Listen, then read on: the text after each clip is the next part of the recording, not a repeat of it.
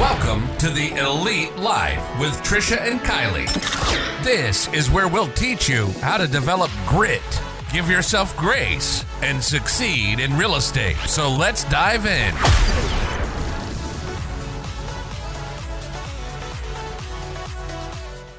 So good. Welcome, friends, to another episode of the Elite Life Podcast. Today we have a special guest for you who is not only one of our colleagues, but also a very good friend of ours, Mr. TJ Brisbois. I've known TJ for over 10 years now, and I've had the pleasure of watching him grow both as a person and a professional. So the quick highlight reel, TJ is a dad of 5 children, which is amazing to me. I struggle to keep 2 going, but he is the husband of Christina. He's a philanthropist, always giving back in the community, doing charity work. Of course, a realtor. He is wholesaling properties. He is a team lead extraordinaire.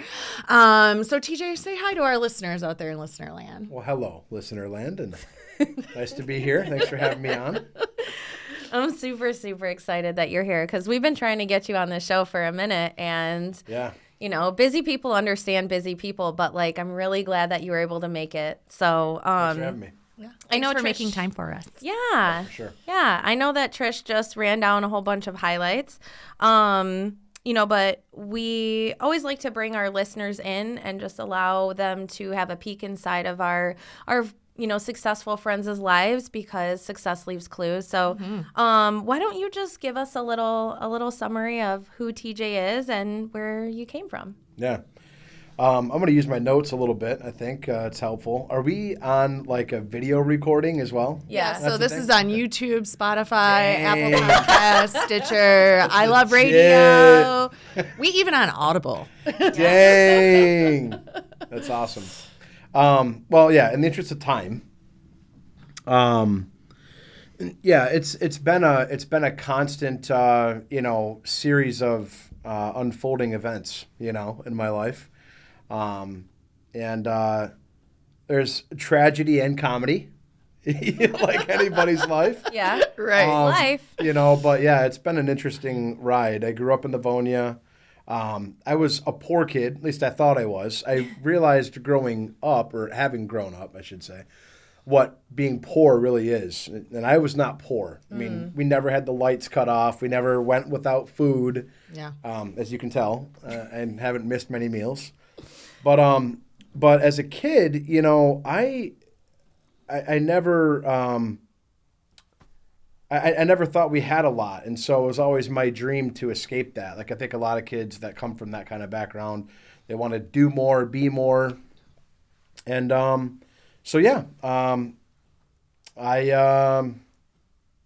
here, 5 kids, and just trying to figre out, how to make the best of things with the world. So how'd you get into real estate? Walk us through, I remember you have a mortgage background from back in the day. What brought you into the epic world of wholesale or of mortgages and real estate? Well, I mean, we talked to a lot of people who are like, so this wasn't my first pick. Literally this everybody. Wasn't what I planned on. Yeah. I was going to be a cheerleader. I was going to be a doctor. I was going to be a lawyer. Well, I think we've seen a shift, right? When we were kids, you wanted to be those things, right? But nowadays you ask people, and now that there's Selling Sunset and all these things, people might actually answer, I want to be a realtor or an entrepreneur, because it's a bigger profession. But none of us ever were I aspire to be a real estate agent. I want to sell insurance. Right. I want to be a mortgage broker. Yeah. Yeah. No, I got a job in the mortgage business is how it started. It was I was 20-something years old, maybe I think I was 21, 22, and just trying to figure out how to make more money and do less work. That was still a kid. The American dream. Yeah. Right. And I was good at sales, and I was trying to figure out, do I keep going to college or not? And I didn't have any kids yet, and so I got a job in the mortgage business. and went to training in Dallas. And it was like the first time I had been on an airplane since I was a kid. Oh. And it was like, so just from the first week in this job, it was legit because I was doing all these cool things that I hadn't. And matter of fact, I wasn't even old enough to drink yet. Mm-hmm. So I was in Dallas, and there was like older people than me that were there for training too, and they were like partying and carrying on, and I'm like still 20. So that was interesting, and I loved that work. Yeah. And so I started on the retail side of mortgages. I worked for a company that ultimately became Nation Star. Oh, okay. And so that company, and then actually, a friend of mine, his cousin was partners with our old colleague in a mortgage company. And so he was like, you should come work here. We're doing this, we're doing that. You'll make a lot more money than you're making right now because it's like wholesale. So I became a broker. And, I started doing loans and making a lot of money and having a lot of fun for a 21-year-old kid. Yeah. But then that was 2007. And so, in 2008, I was like, now I'm managing this mortgage company or what's left of it. And I mean, it was just brutal in Michigan. There was no lending, like at all. You couldn't get a mortgage anymore. So that's how I got in. That's how I got into the real estate business originally. But from there, it was actually a pretty cool story because one of my friends said, "Hey, dude." I don't know. That's how I got into it. So that's the earliest. Do you remember that just like flagged my memory? Do you remember that website that used to be like the Mortgage Imploder, and every day you'd look to see like what banks, the Implodometer, like what ones blew up overnight? And it's so funny because I didn't realize till later in life when we were working together, but I knew you when you were an account executive for Decision One. Yeah, because I used to come and call on your brokerage. brokerage. So weird. Like, yeah. I don't know if you remember coming to that office, but it was at, Elias Realty. Yeah. Where that office was. Yeah. That's where I worked. It was so intimidating for me because people, like, I started as more of like a processor, like I'm the loan processor. I push the paperwork. I wasn't a salesy person. Yeah. And then when the subprime implosion happened, they're like, you got to go out and be an account executive or you have no job. And at that point in time, I was a single mom, so you can't have no job. Yeah. So here I am, like with no confidence. I didn't actually know like what BIPs were, how to adjust rates or anything like that. Like I did the paperwork. I didn't do the sales portion. So here I am like walking in so nervous, and like TJ's office especially was huge. Like there were so many people in there, and I'd have to walk around like, do you want to give me some business? Do you want to give me some loans? Walking up and down the aisles, all the cubicles. Yeah, and it was terrifying because I really didn't know what I was doing. It was like, you have to take this job or you have no job, and I'm like, okay, totally know how to do this. Here we go. Yeah. So that office, and a lot of people remembered me from Decision One. So I guess I faked it really well. Yeah, it's so funny. I didn't put it together until years later, but then I remembered like, oh yeah. Because I have a weird memory for stuff like that. I remember weird things that, like, I can't remember yesterday. I can't remember a conversation with my wife from a week ago, but 5 years ago. I like how he got that on the record. Yeah, have to do that. Oh, that's awesome. So you got into mortgages, you made it through the subprime implosion, and then what made you get your real estate license? Like I know when I got mine, we did both back then. We did real estate and mortgages, so it made sense for me to grab it because I can make 2 commissions on every deal, right? Yeah. But you got yours after the mortgages exploded. Oh yeah. I was hoping I could tell the story because I kind of didn't have quite enough time to do it in the last bit, but yeah. Actually, a friend of mine, who we all know, I don't know if I should name the friend, but, he was like, dude, I felt like this guy was balling. He had a Jaguar, he had a fur coat, he had all the trappings of success, And we were friends, and so and he was famous at the time for like making it rain, and doing things that were just super excessive, I guess, now that I'm an adult. But at the time, I thought this guy was really rich, and so I really respected him, and I knew that he was from a less than fortunate background, and we became friends. And as we became friends, he got to know me, and he was like, dude, you should do real estate. We're doing really, and at the time I thought the market was still kind of bad. It still was kind of bad. Mm-hmm. It was 2012. Yeah. When I got my license, and And I was actually in college. Well, I had just got my associate's degree, and I was about to transfer to Wayne State to be a funeral director. Oh, my. Nothing like real estate. A funeral director. Funeral director, yeah. Now, who aspires to be that? Well, that wasn't my first major. My first major was psychology. Then it was social work. Then it was mortuary science. Okay. Yeah, What? so that's like another episode. Right. That's another I need- episode. I Yeah. will pay for your dinner if you tell me that story. It's a cool story. And that was actually there's so much that I could go to on that stuff. Like, I wrote down I started writing down my goals for the first time ever in 2010. And That's early. And really, I said, in this year, I'm going to have this much money, and I'm going to do these things. And that was how I started in personal development. Mm-hmm. But in real estate, I trusted my friend. He thought I could do it. He said, "You'll make $100,000 a year guaranteed. If you work just like a job, you work 8 hours a day, I guarantee you make $100,000 a year." And at the time, I was making 30. Mm-hmm. And if I would have went to college and graduated with mortuary science, I would have been making like 40, 50. And I knew that for sure because I had a friend who was a mortuary person who graduated, who got me a job. I was working at a funeral home at the time, making $6 an hour, and also doing sales for my old company. So that was like what I was doing. And I was like trying to figure it out. I got 3 kids, a wife, a house, 2 cars, and I'm like running out of cash. Mm-hmm. And I was burning cash. So I had $3,000 to my name when I got my license. And my bills were $3,000 a month. So I had a month of bills. I got my real estate license in September of 2012, and I just hit the ground. I mean, I had 4 accepted offers inside of 30 days. Dang. I closed 4 deals in the first 2 months, and then after that, I just kept going. I closed 31 deals. My first full year in real estate, I closed over 30 deals. Nice. Dang, yeah. So he was right, and so I started making $100,000 a year. Year 2, my second full year, I think is when no, that's not true. Third full year, I made over 6 figures for the first time. Nice. Yeah. That's awesome. That's Yeah, awesome. super cool. And I think a lot of it too was your mindset, right? Like we always talk about burn the boats, right? Like you don't have a choice. Yeah. You don't have a choice. You got kids, you got bills, them bills ain't paying themselves. Like you got to go, right? That's awesome. So of course, like the question that would be the next natural question is you're amazing at real estate. You're absolutely crushing it. I know I had a recruiting drip at one time that was like, you want to be like TJ. TJ went on 15 vacations last year. I remember that, yeah. It was like you on a beach. So you're like tearing it up, making hundreds of thousands of dollars.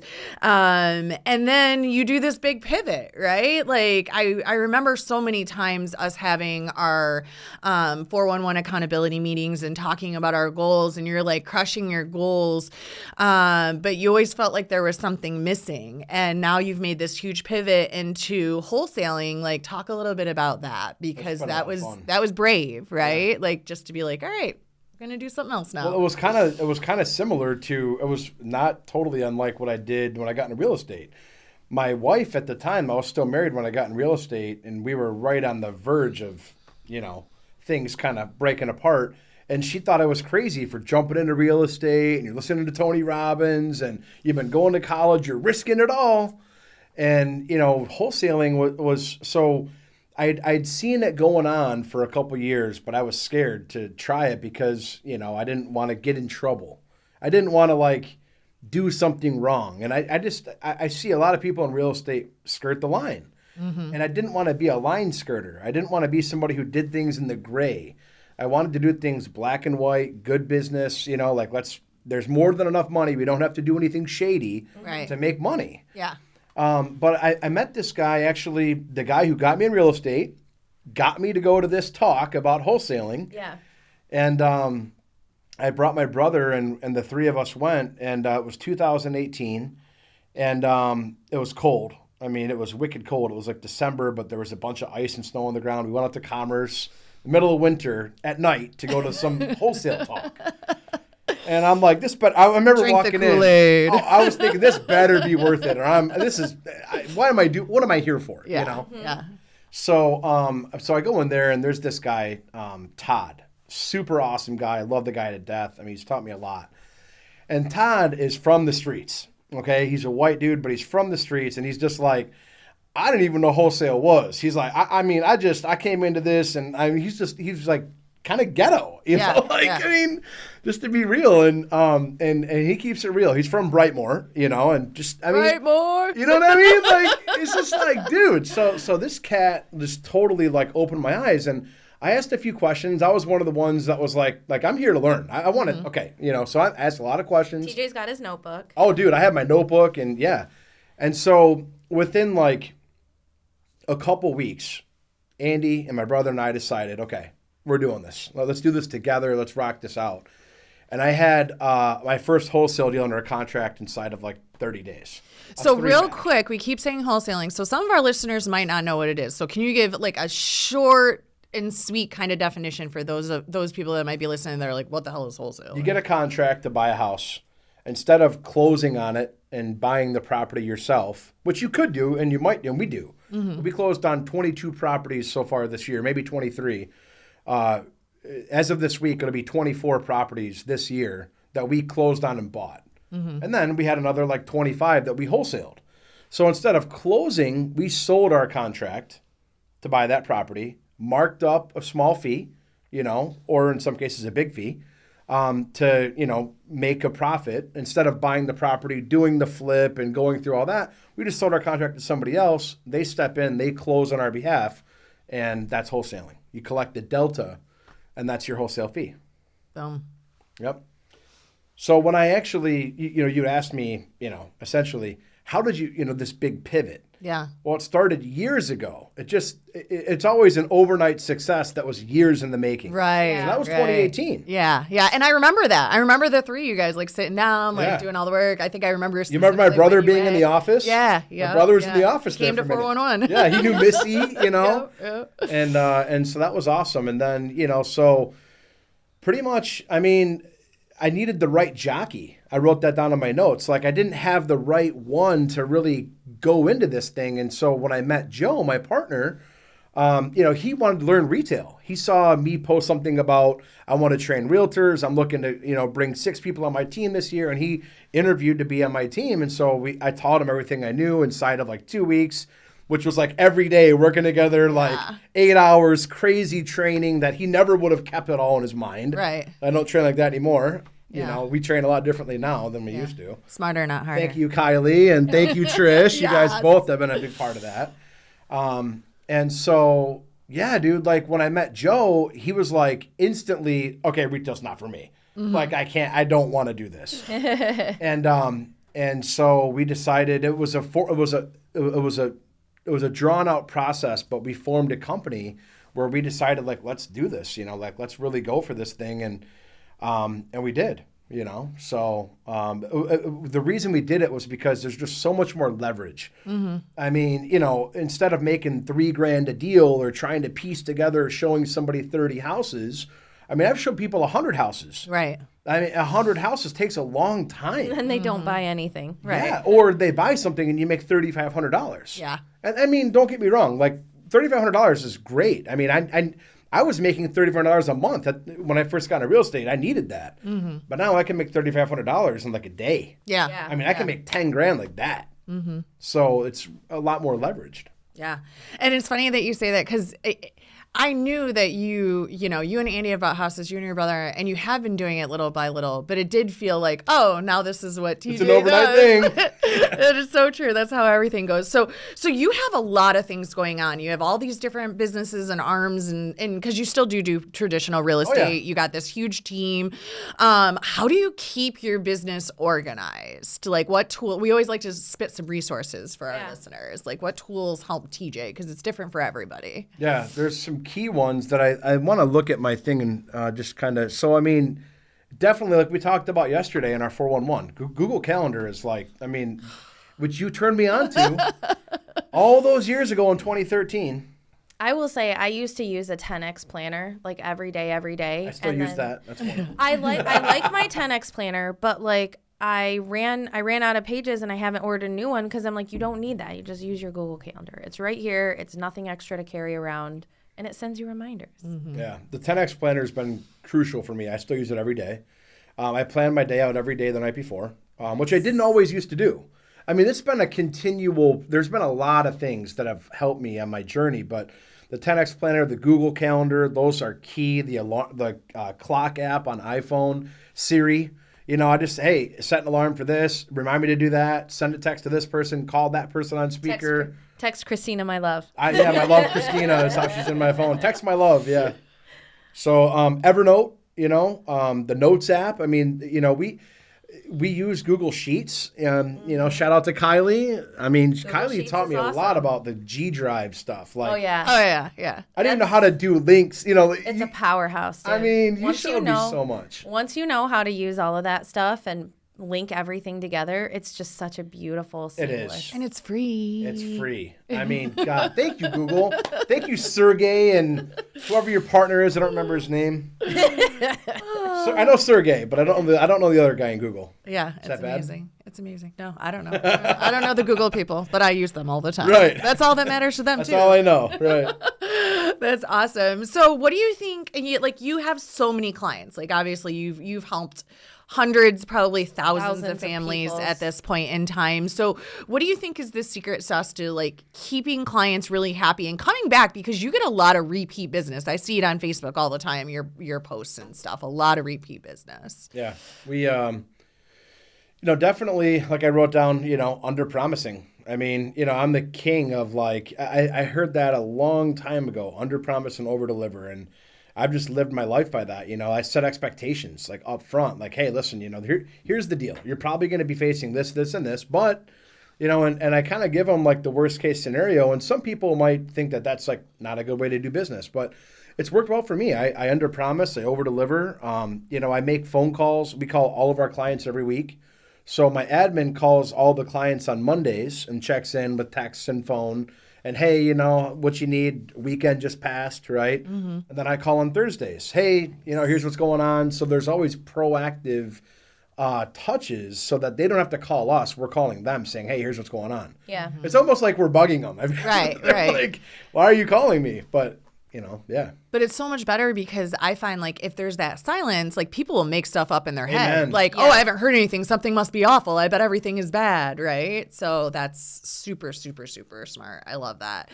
Kind of switching back to like the wholesaling and things of that nature.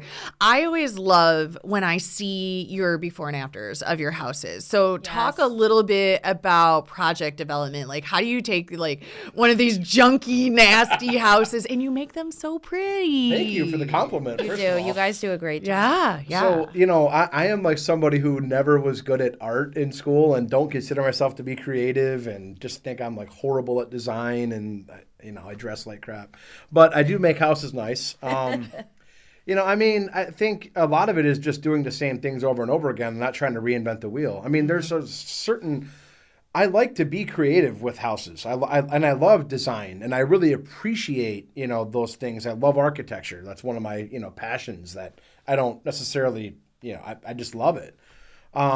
But yeah, I mean, we do the same thing over and over again. We use brushed nickel finishes. We always swap out the bronze hardware. We never leave anything looking untouched, right? So it may not be remodeled, but we might refinish it, right? So like we might not do like houses with brand new base moldings and casings, which are, base moldings are those. Yeah. And casings are the things that are around that. Mm-hmm. And, sometimes like just painting it, even if it's wood trim, can look really good. Yeah, for sure.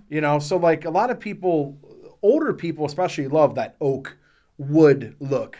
But a lot of people like us don't. We want white and gray. Yes. Right. Yes. So I give the people what they want. I give them white and Give gray. the people what they want. That's it right there. Yeah. Give the people what they want. Like mic drop, end of podcast. Amen. That's exactly why TJ is successful. He gives the people what they want. I love it. I love it. All right. So we're going to break here, but you definitely want to come back because TJ is going to go through some really exciting tips that are going to help you as far as self-care, business care, just some down and dirty, like do these 5 things. I do these 6 things. These things work. Success leaves clues. So come on back and get a listen to those. Do you know more than 80% of real estate agents fail and quit in their first year of business?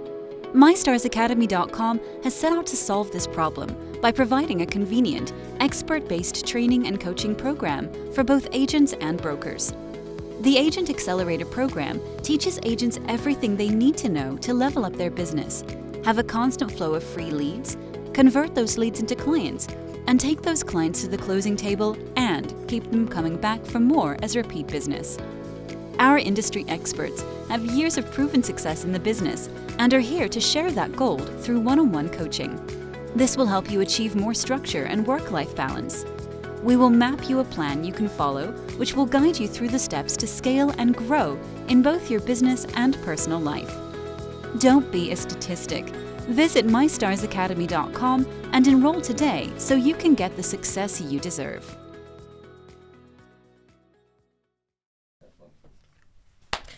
Welcome back, friends. We are so excited to go through some more awesomeness with our friend TJ the Realtor, TJ the Wholesaler, TJ the Rock Star. TJ the father, TJ the husband.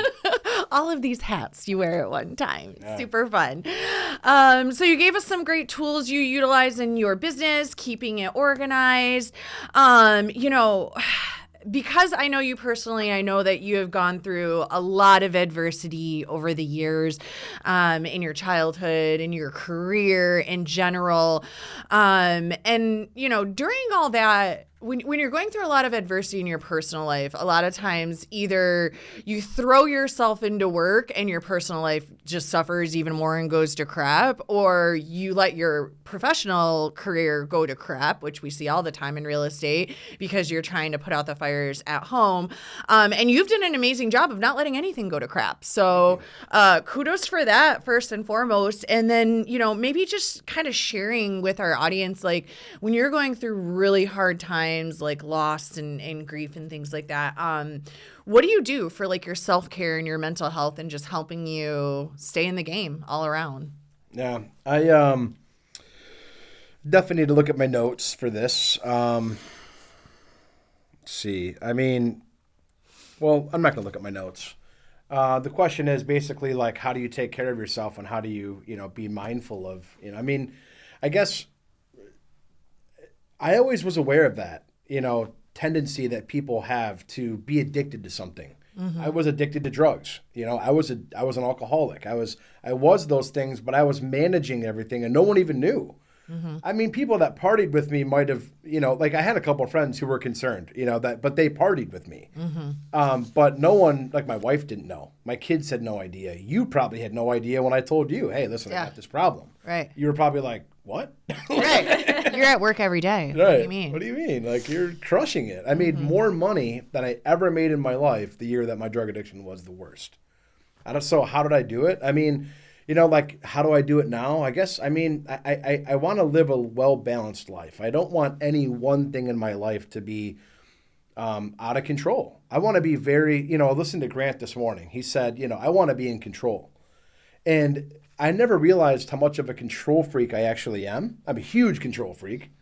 And now I'm trying to, one of the ways that I do what you asked is, I realized that, I'm not in control. There's somebody else that is. Mm-hmm. And I can let a lot of things go. I don't need to chase down every person that makes me angry. And, it just doesn't matter. Life is short. Yeah. That's Amen. One thing I keep in mind. There's just so few things that really deserve our attention. Mm-hmm. And Steve Jobs, this morning I wrote in my 10X planner. I thought about bringing my 10X planner in. I wish I would have, because I want to botch the quote. But he said, something along the lines of like, the last 33 years I look in the mirror every day and I ask myself, am I going to do today? Do I want to do what I'm doing today? And if the answer is no for too many days in a row, I know I got to change something. Oh, right. And good. He was very big on doing things that he loved, and only doing things that he loved. Mm-hmm. And John Travolta, I think you were at GrowthCon for this. Yeah. Right. Yeah. When he talked about integrity, like that stayed with me, dude. He's like, if you're doing things that you don't want to do, you are just chipping away at your integrity. You have none. If all you do is things that you don't want to do every day, that's a recipe for disaster. And so I just always want to make sure I'm doing things that I want to do, taking on clients I want to take. Mm-hmm. You don't want to work with me? Great. That's fine. I'm not gonna hold you. It's not like that. So I don't know. at all answer the question? What was the question? Well, yeah. I mean, you said you're intentionally living is what I get out of that. Yeah. Like you're very intentional about the way you live. And purposeful about how you spend your time. Yep, absolutely. I have a therapist. I mean, like I just looked at my notes and I saw, I mean, I have habits. Today I have habits that, a younger version of me would have really envied. Yeah. I pray every day. I read the Bible every day. Write my goals down every day. I exercise 5 days a week. I mean, and I wasn't always that way, but now I am. Yeah. I wake up at 5 a.m., and even if it was, this morning I woke up at 3:30, and I sprung out of bed. I was really happy to have the extra time. Yeah.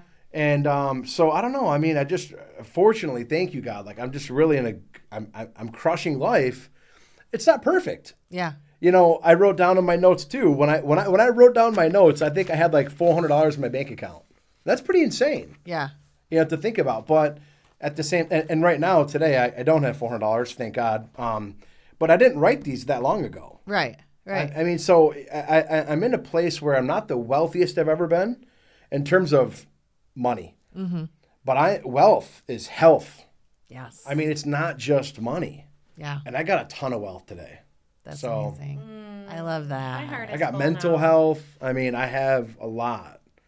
And I could lose it all. I mean, tomorrow. And I would be okay. I mean, I would be okay. I'm moving into a smaller house. I'm moving into a small condo, 4 bedrooms, but a small condo with no garage in Westland. That's my life right now. That's my reality. But I'm doing it because I see some things happening, right? Mm-hmm. I don't want to cut salaries. I want to grow my team. Right. I'm hiring people right now, but I'm taking, myself down a notch so that I can afford to go forward in my businesses. That's amazing because Really amazing sacrifice because a lot of people wouldn't make that choice. well, and I don't think that TJ 8 years ago would have made that choice. You've changed a lot, a lot. And that's huge when you're doing, you have a leader mindset, when you're willing to cut back for yourself.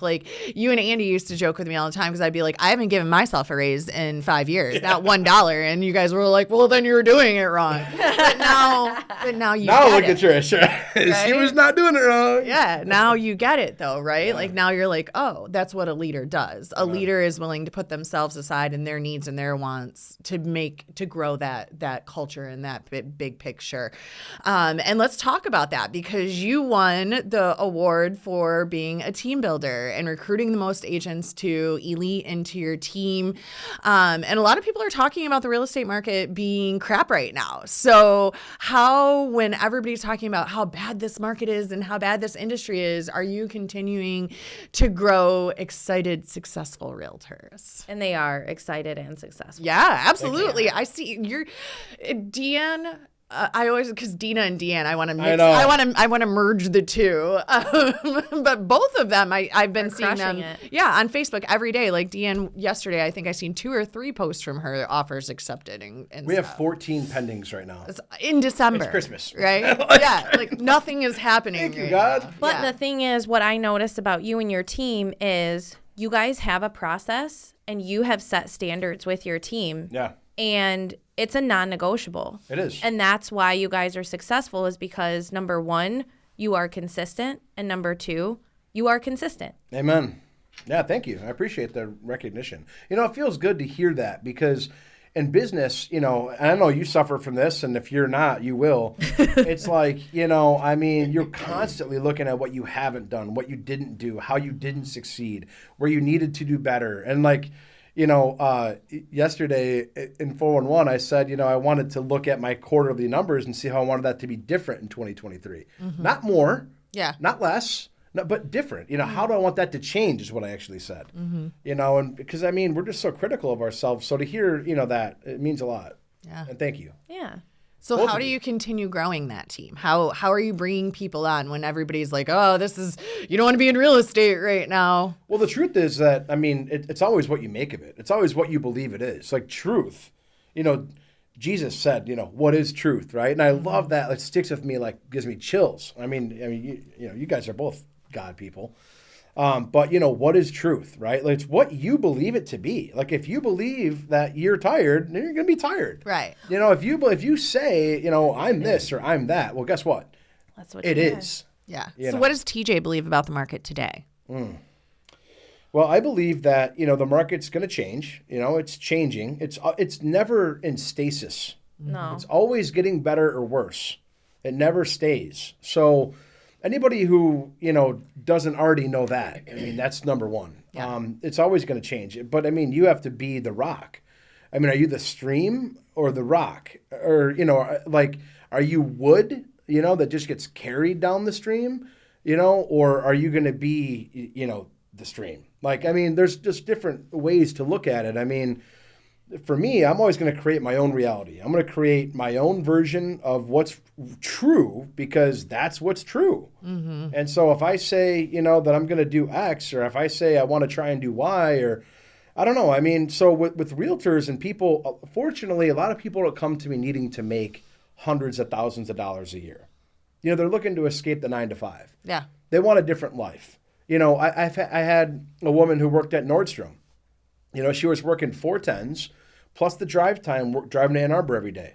And she was making $30,000 a year and selling shoes. And, she really was dissatisfied with life and with work and just in general felt like she was going nowhere. Yeah. And now she's got a paid off house. She's got, a brand new vehicle. She made $80,000 last year.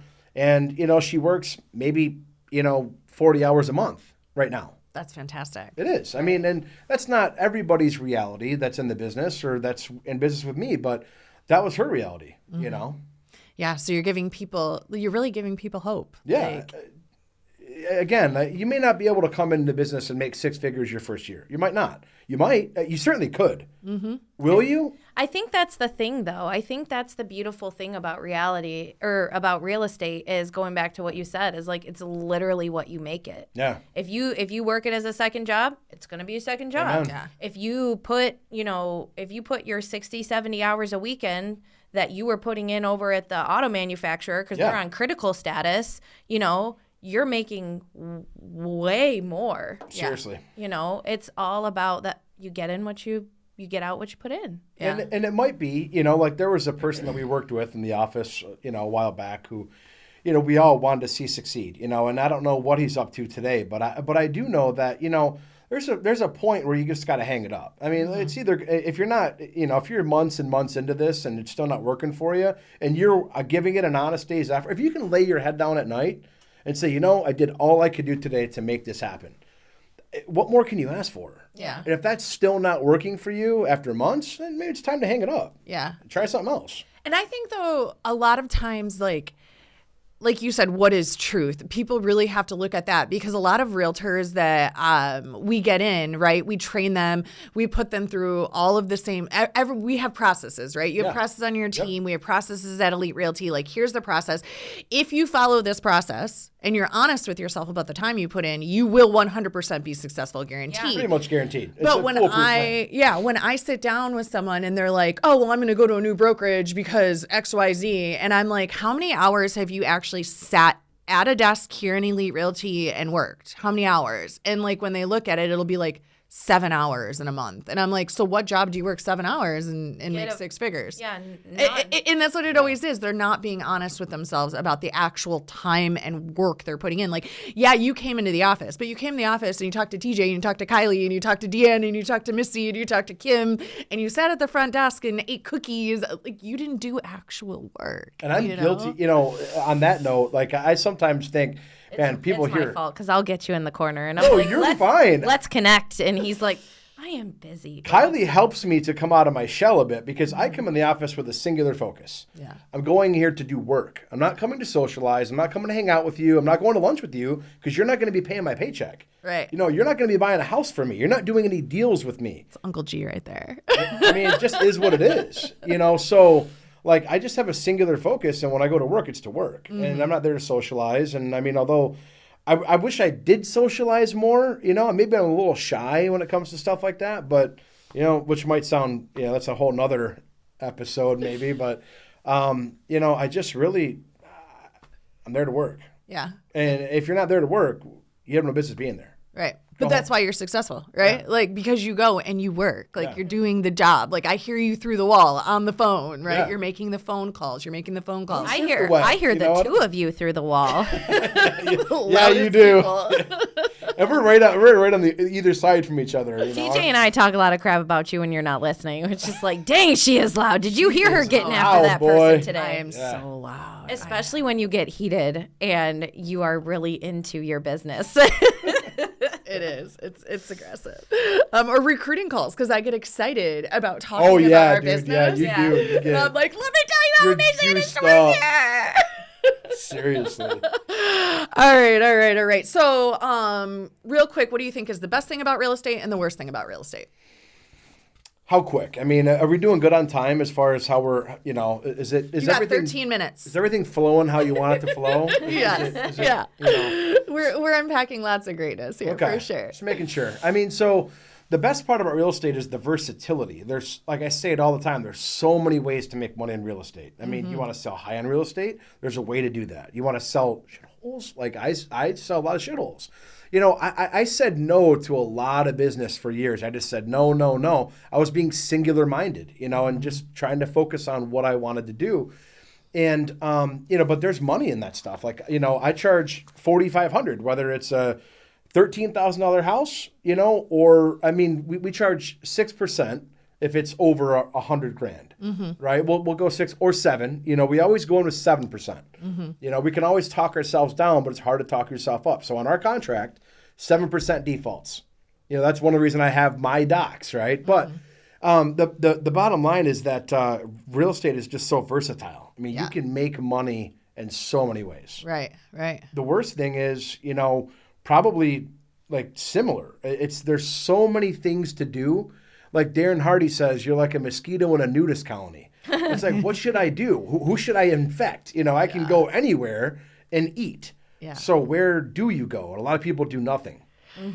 They get paralyzed. Yeah. Or super they work paralyzed. 7 hours a month. Or, you know, they forget that you have to treat this like a job. If you wake up at 9 o'clock and you roll into the office about noon and you surf Facebook for a while and you talk to Kim and, you know, you make some coffee and you drink the coffee and then you go to lunch with a friend and you do 1 hour of actual meaningful work, you're not going to make any money. Right.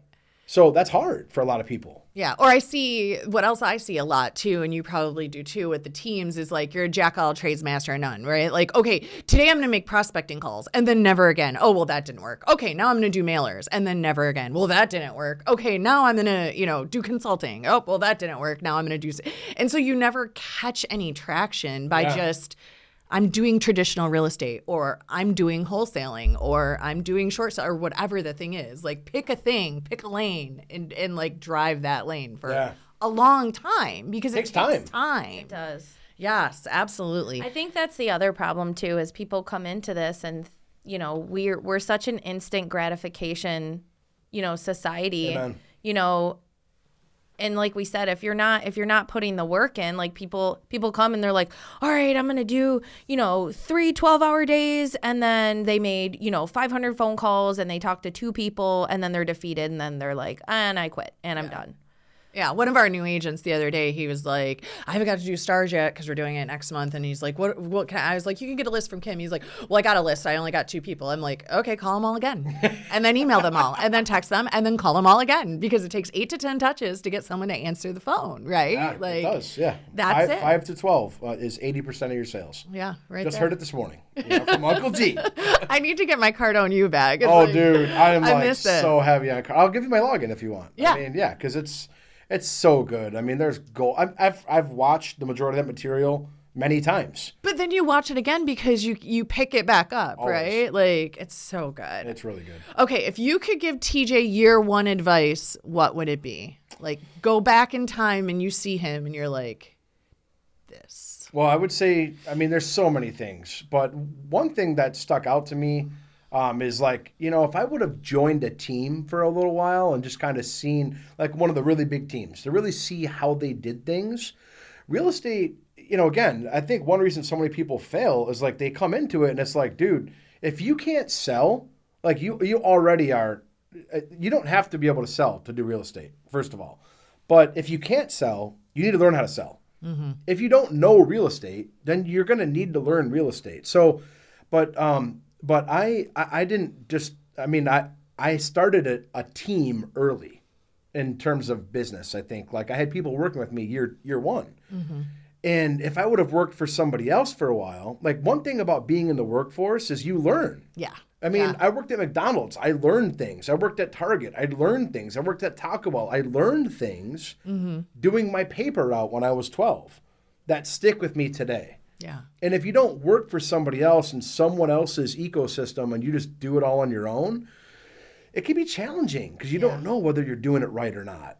You're just trying to figure it out. And I never wanted to figure it out. I'm fine to copy, steal, repeat, like I'm fine with that. Success leaves clues. It does. Yeah. It does. And I will say, like, I same thing, TJ. And one of the things I always think of is like when we go back to when we did the closers program where we all worked together. I love that. I learned so much from you during that. Aww. And so much. Like I had never done a buyer's consult before that. And I've been in this business almost 20 years. And it's like you can still learn. Like if you can be big enough to set your ego aside, which was really hard when it was me, TJ, and Andy together. You got 3 huge egos. The largest egos on the planet, all in one room saying, I'm right, no, I'm right, no, I'm right. Oh but my we did a gosh. great job because what we did was we got organized and we were like this, and this. And I think we all learned and grew so much from that. Like I know I did. So when we looked back and we were like, well, our salespeople maybe didn't get to the level that we wanted them to, but at the same time, like we grew together, like in such amazing ways. So it's like mentorship is so important, but just like learning in general, like I've taken that from you so much. And then there was something else I want to say about it, but I don't remember. Anyways, all right. So so this is what I like to ask, like, what do you think you're really great at, and what do you wish you were better at? I'm not going to look at my notes. How about that? I'll just answer the question. I mean, one thing I'm probably pretty great at is... I have such a hard time answering this too. I'm like, well, I mean, I have skills. Coming here today, I was telling somebody, I think I was telling Joe, I was like, man, I just hope I can, deliver like the information concisely enough so that it makes sense. But like you doubt yourself. It's like, what do I really have to give? I mean, who am I? Right. Like, but I've had a lot of success and I've done a lot of things. I mean, I've sold 600 homes. 600 That's awesome. homes. Yeah. Like that's pretty cool to be able to like, okay, I mean, he's got something to contribute. I flipped, dozens of houses. We bought 22 homes this year. Yeah. And so, I mean, like year one advice was a different question. This one was, what am I great at? I can definitely sell. Yeah. I can definitely empathize with people. Yesterday with my buddy, I mentioned that his dad passed away right in front of me. I was there to kind of lend some moral support, to my friend while his dad was in the hospital. They just taken him off life support. And I mean, I was able to be there for him and his mom, in a way. I mean, it was just the 3 of us. Yeah. Like, that's a pretty intimate thing. Yeah. He will never forget that. I mean, and it's like to be able to empathize with people, that's one reason why I wanted to be in mortuary science, because I knew that it would be a hard job, but I could do it. And I could relate to people at that time of need and help them through that, because there's just something about it for me. Like I can move on. I can move past. I can move through. So that's one thing I do really well, I think, is empathy, and I can sell. Yeah. I think that's one of the things I took from you too, was just specifically asking for the sale. And I think that's something so many realtors don't do. And I know, like, when I take agents out during STARS training and we do like in the house, like the showing training, and a lot of agents will go, well, they said they could see their couch here and their love seat here. And you didn't say, okay, so what are we going to offer? What are we going to write this up as? And I'm like, you didn't ask for the sale. And they're like, oh, I've never done that before. Closing question. Yeah. And I'm like, well, that's why you're not buying. But I always heard you, TJ, on the phone in the morning, like, I need a referral. Who do you know? All right. I need to sell a house. Who do you, like, you just straight up ask for what you want. Yeah. And so you get it. Yeah. Right? Very often you do. So if somebody wants to join your team, how do they find you? Give our listeners, you got some new realtors out there listening to this, or maybe some very seasoned ones, and they're like, I like TJ's vibe. I want to learn how to wholesale. I want to be successful like TJ. Yeah. How do they find you? Well, I'm pretty easy to find. I noticed a while back, if you Google my name, like there was actually at one time, there was a picture of me at Mardi Gras, right, with these huge beads around my neck. It was from my MySpace page. Oh, and I was 300 pounds. And that was just the most ridiculous photo that, that could have been posted of someone. Mm-hmm. And so if you Google me, I mean, you're going to find more than you care to know. But, I mean, I have all the things, Facebook and Instagram. And, I mean, obviously my phone number is public. Unfortunately, you just Google it and it'll come right up. So, but I mean, I think that's, just, hit Google and. Hey, Google TJ Brisbois. Find me on Facebook or send me a message or, if you're a realtor, then you can just find me in RealComp. Yeah. And you can fact check everything I just said, If you're a realtor, we can do those things. Right. But you know what? And I love that you added that because I was listening to the podcast that just came out last week. And I was talking about how there was this realtor that we used to work with. And I thought he was doing so amazing. But then when I looked up his stuff on RealComp, I'm like, oh my gosh, you have two listings and like 4 agents. And I was like, here I am. Like, I don't like to compare myself because what I find is I'm comparing my real self to like their Instagram reel, which is not a thing. No. And then when you actually look them up, you're like, yeah, no, none of that's true. Yeah. None of that's true. No doubt. Oh, well, this has been so awesome, TJ. Thank you for sharing all of these great tips and resources. So just like one last thing for them to take away. If you could tell anybody, whether they're in real estate or in the world or whatever, what are 3 action steps that someone could put into process today that would make their business and or life better? I can do 3. One for sure is to write it down. I mean, you gotta it's not real if it's not written. So if you have a goal, a dream, I mean, I made my first bucket list, 10 years ago, pretty much. I mean, I started writing stuff down when I was a young 20-something, and it's all starting to come true. And I would also say, don't be afraid to what you think if you think it's going to take 10 years, cut it in half.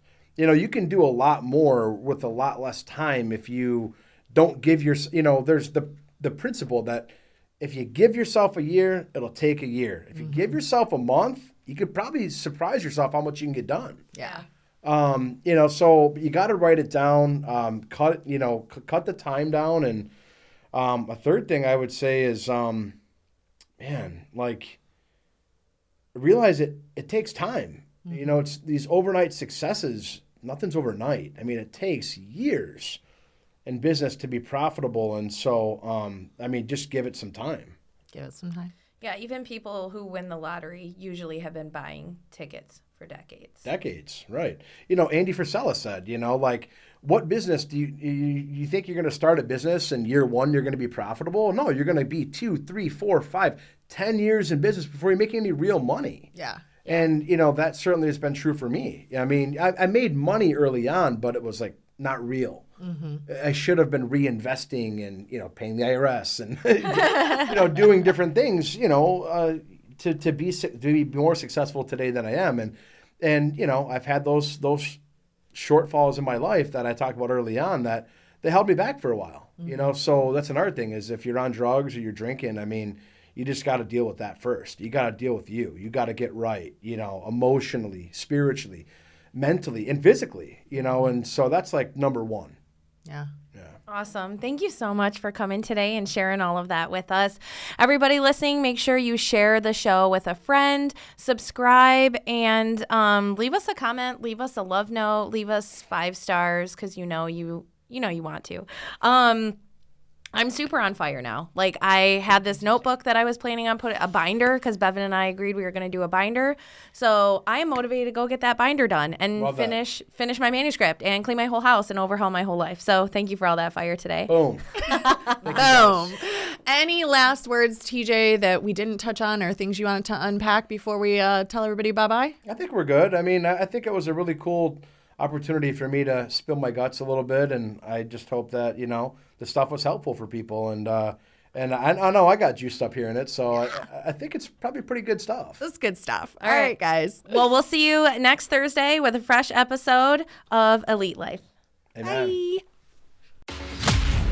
We thank you so much for joining us today on the Elite Live with Trish and Kylee. Be sure to share the episode with a friend so we can continue bringing you more great tips on grit, grace, and real estate. You can also connect with us on Instagram, Facebook. We hope the ideas we share continue to help you build an empire and leave a legacy.